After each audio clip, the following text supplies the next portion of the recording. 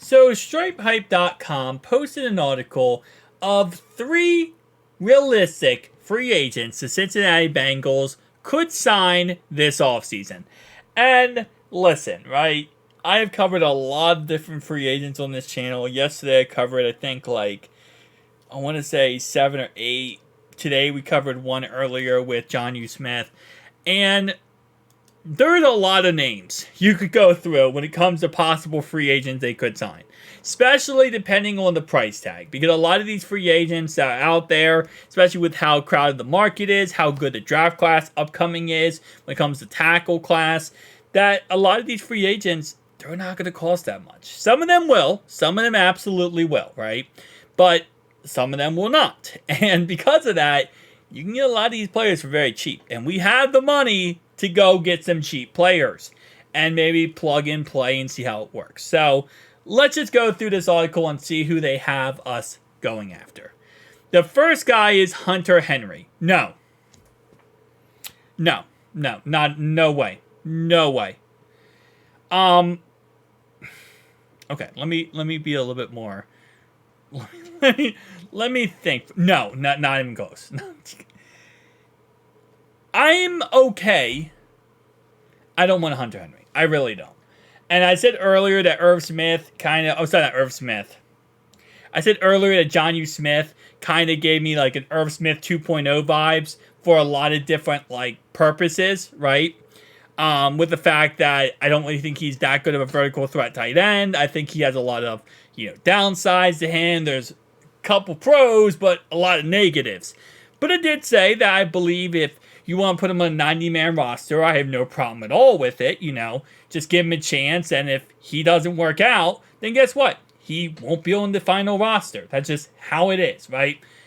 And if you give him a league minimum, nothing guaranteed contract and say, hey, listen, man, you're going to, play for us for this said period of time, and you're going to get incentive-based completely, I'm okay with that. The reason why I'm okay with it more with Jonnu Smith than Hunter Henry is because of the fact at least Jonnu Smith gives us a run blocking upside. He's a decent run blocker because he spent 5 seasons with the Tennessee Titans. And if you're a tight end for the Titans, guess what? You're going to be a run blocker because Derrick Henry's in your backfield. So that's the one plus benefit. Now, Hunter Henry did play for LA for a very long time. He obviously now is on the Patriots, but he played for LA for a good bit of time. And his biggest thing about it was that he was really freaking good as a vertical threat tight end, but he had injuries. And I don't think we can afford to bring a team on here that has a potential player on here who has a potential of having injuries. Now, if you want to pick him up and just have him play on, the practice, not the practice squad, but you want to have him play on the training camp and preseason as a rotational piece, I'm not against that idea. And same thing with Jonnu Smith. If you want to bring him in for league minimum and just have an incentive-based contract, I'm okay with that. It just comes down to, I don't know if I would want to allocate the resources to Hunter Henry. With Jonnu Smith, I'm still on the fence about it, but at least we have a run blocking upside. With Hunter Henry, it's really just Irv Smith or bust. And I'm not really too much of a fan of that. So, as I always say, everyone's a yes depending on the price tag. For the 90-man roster, I would say yes.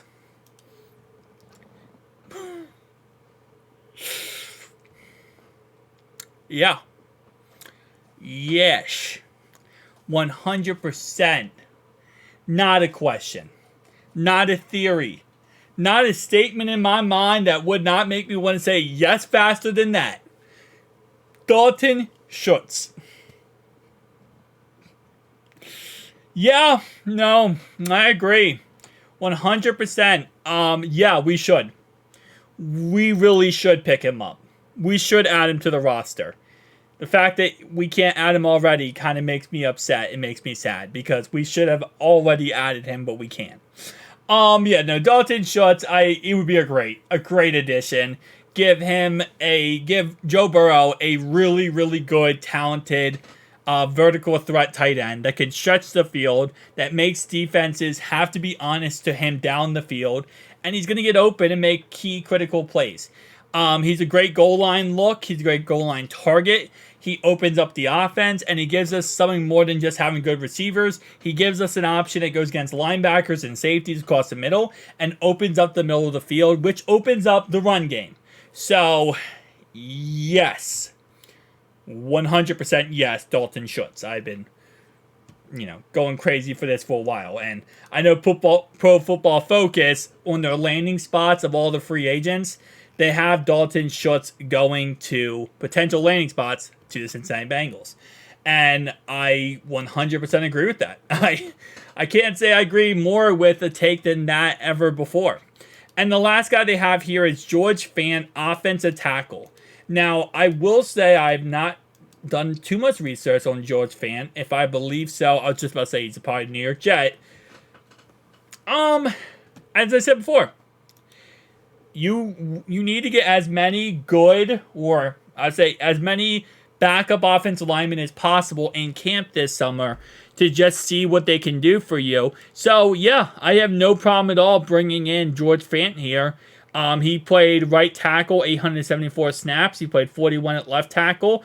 So, yeah, sure. Again, like I said, I'm okay with going into the season and using the 4 spots on the 53-man roster as backup right tackles. I'm not against that idea. If you want to go with a rookie, Trent Brown, maybe a Luminor, and then go with another veteran player, I'm okay with that. I know you might say, well, we'll have less running back, we'll have less of this position. But I get that, but offensive line means everything here, okay? We need to protect Joe. So if you're going to have, maybe you go into the season and someone gets hurt, knock on wood, it doesn't happen, or let's say someone just doesn't pan out the way you want to, next guy up. Next man up. Yeah, that's what you got to do. Next man up mentality.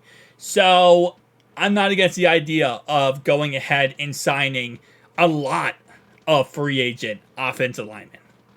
And if anything, as just competition in training camp and the preseason, because right now, outside of Orlando Brown, because we paid him all the money we did, not one single offensive lineman job is 100% secure on this team. Teddy K, he is. What if there's a better option out there? I don't think there is right now, not in free agency, but if, potentially the draft, a trade, anything, Kappa, I love Kappa, there's always a chance of a better option out there. Orlando Brown's only 100% no option because we paid him all the money we paid him. If not, he might be on that same exact table. Now, again, listen, it's 1 year for him. It's been 1 year. I'm going to give him more time before I finally give my, final conclusion on whether or not I think he was a good free agent signing. Because, again, 1 year, he has to learn our system. He has to learn. It's more than 1 year, right? But at the same time, he did not look that good this year. So, as many options as possible. And he got hurt. And then we had to use Cody Ford as our backup option, which, that's never good. Guys, tell me down below your thoughts and opinions. I'll see you guys next one.